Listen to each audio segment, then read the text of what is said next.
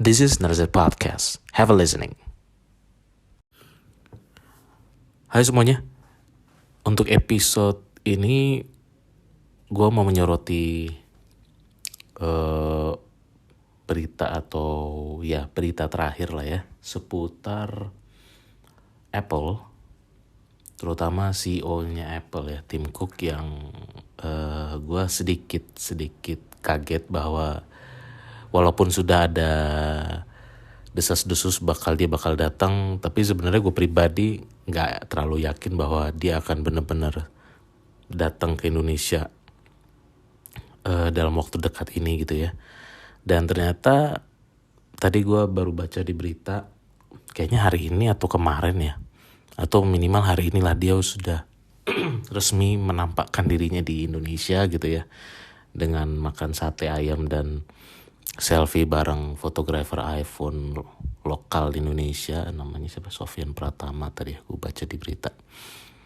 Oke, itu hanya berita yang bisa gampang kalian cari lah saat ini ya, atau searching gitu. Nah, yang mau gua bahas sebenarnya adalah, mungkin orang bertanya-tanya, dan orang kalau ketika CEO Apple, CEO perusahaan dengan valuasi dan omset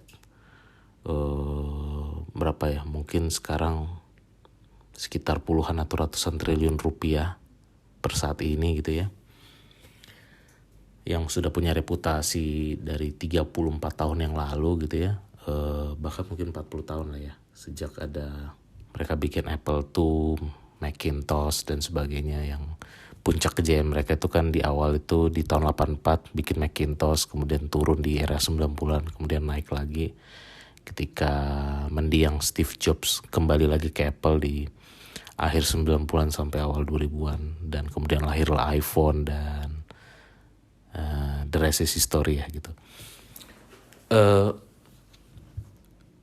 Mungkin sebagai background sedikit ya, kenapa gue bahas ini, mungkin kalian why I discuss this ya gitu, yang mana Narazir Podcast termasuk lagi jarang sebenarnya bikin konten di 3 tahun terakhir gitu, terutama di 2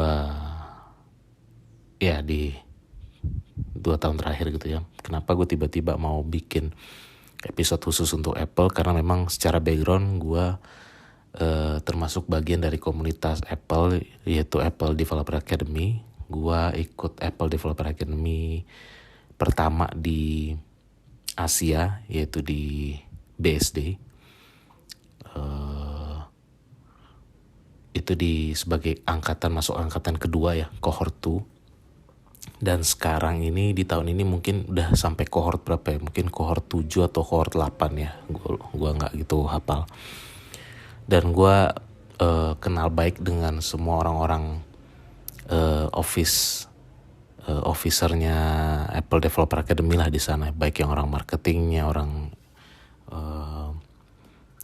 business developmentnya, maupun orang government affair-nya ya gitu.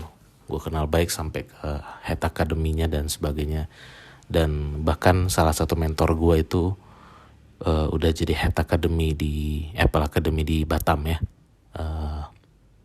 Infinite Learning kalau gak salah namanya. Dan sekarang Apple Developer Academy di Indonesia tuh udah ada 3, BSD Surabaya itu yang di Universitas Ciputra, dan di Batam.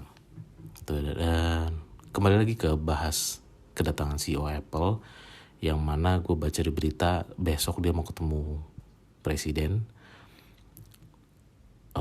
ketemu Pak Jokowi, dan pasti ngebahas investasi besar ya. Mungkin orang akan mulai kepikiran, karena banyak isu ya, di mana Apple sedang ada sedikit banyak ada problem untuk masa depan manufacture mereka di China.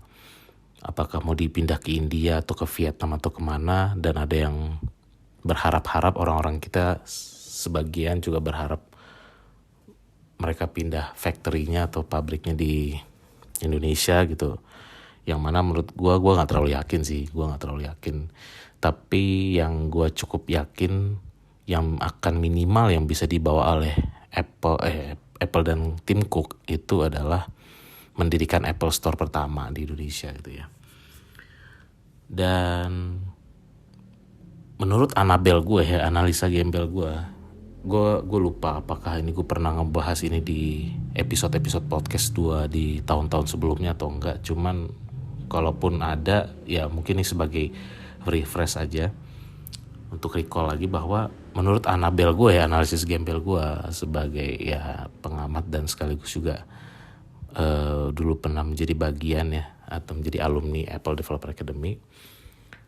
Tujuan Apple itu yang mereka lakukan penetrasi itu adalah ke market-market yang memang mereka belum kuasain atau mereka cukup lemah di sana.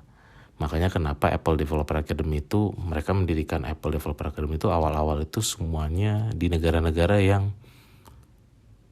dominasinya Apple itu tidak mendominasi di sana gitu ya. Seperti apa? 3 negara pertama itu adalah Italia, Brazil, dan Indonesia. Perkiraan gue Brazil dan Italia, Brazil mungkin termasuk yang tidak banyak yang menggunakan iPhone gitu ya, dibanding mungkin pakai Android atau pakai merek lain. Italia mungkin 50-50 kali ya, masih banyak yang pakai iPhone, tapi mungkin mungkin juga tidak mayoritas di sana. Sementara kayak di Singapura, di China, Australia, dan juga terutama Amerika itu bahkan tidak ada Apple Developer Academy setahu gue gitu. Dan sekarang itu yang sudah ada Apple Developer Academy itu yang nambah lagi kalau nggak salah ada nambah 2 negara lagi, Korea Selatan dan Arab Saudi. Korea Selatan kalian udah pasti tahu lah itu dominasinya oleh siapa ya oleh Samsung gitu kan, dan merek-merek Korea lainnya Android. Dan Arab Saudi gue nggak tahu, mungkin di Arab Saudi juga nggak terlalu dominan kali ya Apple ya, iPhone, walaupun orang-orangnya tajir-tajir di sana kaya gitu, I don't know gitu ya. Mungkin yang lebih dominan pakai iPhone Apple itu ya mungkin yang di Uni Emirat Arab, Kuwait atau Qatar gitu. Jadi itu menurut analisa gue hidden agendanya Apple gitu ya. Itu bisa kalian tangkap sebagai sesuatu yang positif atau juga bisa negatif, itu terserah kalian gitu. Tapi namanya analisa, bisa salah, bisa keliru. Nah jadi menurut gue agak kaget ternyata Tim Cook itu ternyata seserius itu di tahun ini ke Indonesia gitu. Jadi bukan hanya iklannya Apple doang yang gembar-gembor di YouTube atau di medsos gitu ya, tapi kayaknya memang mereka benar-benar lagi serius banget nih gue lihat di Indonesia ketimbang di tahun-tahun sebelumnya. Karena kita sebenarnya orang-orang Apple Academy itu sempat berpikir ini Apple bahkan bergerak nih bikin Apple Store dan sebagainya di tahun-tahun setelah mereka membuka Apple Academy yang kedua dan ketiga gitu. Tapi ternyata tidak ada pergerakan yang signifikan gitu. Dan ternyata pergerakan yang signifikan itu baru terjadi di tahun ini gitu, terutama setelah Lebaran nih, setelah libur Lebaran gitu. Dan ya kita lihat aja nanti apa hasil obrolan doi dengan Pak Jokowi dan kementeriannya gitu. Dan sesuatu hal yang menarik di Apple itu adalah ya ini gue jadi ingat ya karena gue tadi nyebut Pak Jokowi dan beliau gitu. Di Apple itu tuh lu mau umurnya 50 tahun, mau umurnya 60 tahun ataupun umur masih 18-19 tahun, itu benar-benar egaliter banget ya di Apple itu. Mau yang tua, mau yang muda ya sebenarnya gak ada panggilan Pak, Bu, Kak atau apa. Itu kita biasanya di Apple Developer Academy itu atau di Apple pada umumnya ya kalau masih pakai menggunakan sebutan itu hanya karena segan aja. Tapi sebenarnya makanya kenapa Tim Cook dibilangnya Tim Cook, atau misalkan siapa namanya, misalkan ada orang yang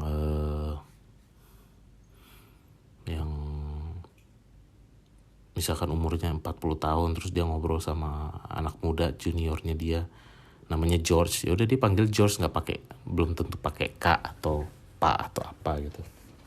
Ini panggil aja nama George dan dan gak ada masalah gitu. Jadi itulah salah satu culture-nya Apple ya, cukup egaliter. Jadi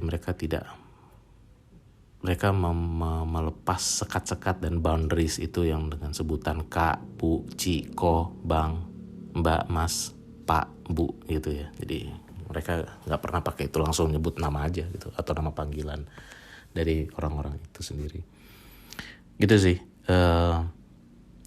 sedikit trivianya aja sih. Jadi itu sih paling menurut gue. Nanti ya kita lihat aja nanti perkembangannya seperti apa. Dan di grup WhatsApp alumni Apple Academy sih belum ada ngobrolan apa-apa ya.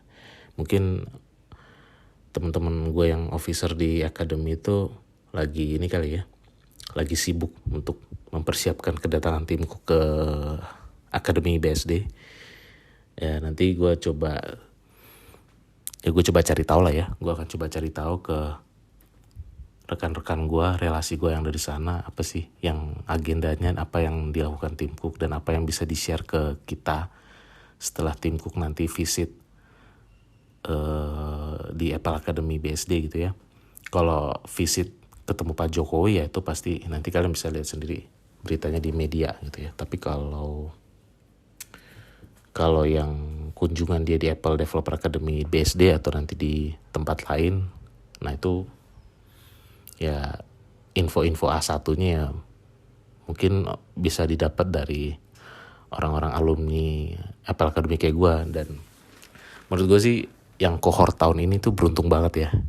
Cohort tahun ini tuh beruntung banget, mereka bisa didatengin oleh CEO-nya langsung gitu. Gue sih ngirinya di situ aja sih, mereka bisa ketemu langsung ya gitu aja sih. Bukan berarti gue fond of atau mengagumi Tim Cook, nggak juga sih. Kadang-kadang gue pribadi aja ketika kita lagi di Apple Academy dulu waktu masih aktif di sana dulu tahun 2019, kadang-kadang gue suka sedikit sedikit mengkritisi manuver Apple kalau dia lagi bikin apa, bikin ini, bikin itu sih gitu.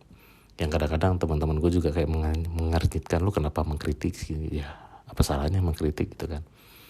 Ya tapi gue tetap salut lah, dan gue tetap sangat appreciate dengan apa yang Apple berikan kesempatan kepada gue terutama pribadi di saat itu. Bahkan bondingnya tuh kuat banget ya.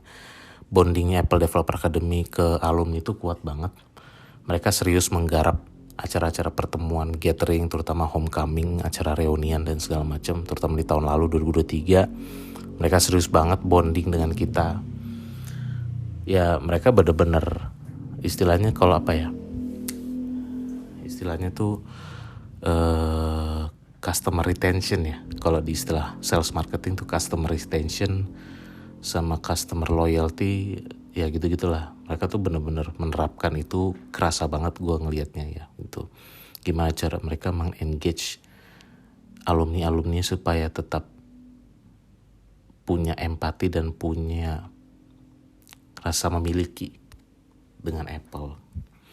Yang menurut gue ini strategi yang sangat menarik, dan sebenarnya menjadi salah satu inspirasi gue juga ke depannya kalau someday gue bikin sesuatu entah dalam jalur entrepreneurship, bikin produk sesuatu, atau kalau seandainya di corporate gue kerja sekarang, gue dapat opportunity lebih untuk menjadi seorang leader atau apa gitu ya someday ya, we don't know.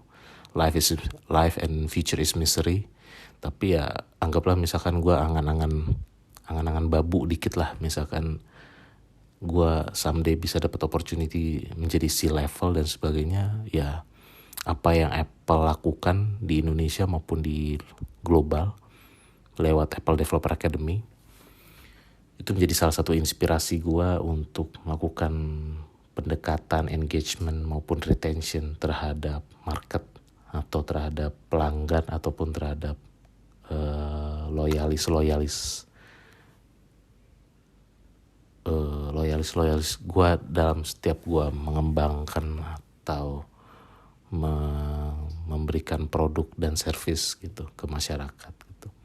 Yang mana di grup perusahaan gue bekerja sekarang yang corporate-nya lumayan besar dan usianya juga udah lumayan lama di Indonesia. Menurut gue mereka harusnya bisa melakukan hal yang serupa, karena mereka terlalu banyak menyia-nyiakan kesempatan sih menurut gue, dan terlalu pragmatis selama ini. Masih terlalu sering pakai metode-metode yang konservatif. Mereka mencoba tetap relate dan relevan dengan keadaan sekarang lewat medsos atau YouTube dan sebagainya, tapi menurut gue masih kayak terlalu belum natural gitu. Masih terkesan memaksakan diri dan tidak punya pattern yang pattern yang luas gitu. Masih kelihatan hanya trying to be relevant aja gitu, bukan bener-bener relevan dan bener-bener dinamis dengan keadaan atau perkembangan masa kini. Ya gitu aja sementara yang bisa gue sampein lewat episode kali ini. Ya nanti seperti janji gue tadi ya, kalau gue dapat info-info A1 yang menarik yang bisa di-share ke Narazer, gue akan coba ceritakan itu di episode berikutnya, episode terbaru setelah tag episode ini. Itu aja dari gue. Thank you. Dan buat yang dengerin ini di pagi dan siang hari, selamat beraktivitas. Buat yang dengerin di malam, ya selamat beristirahat kali ya. Oke, ciao, bye.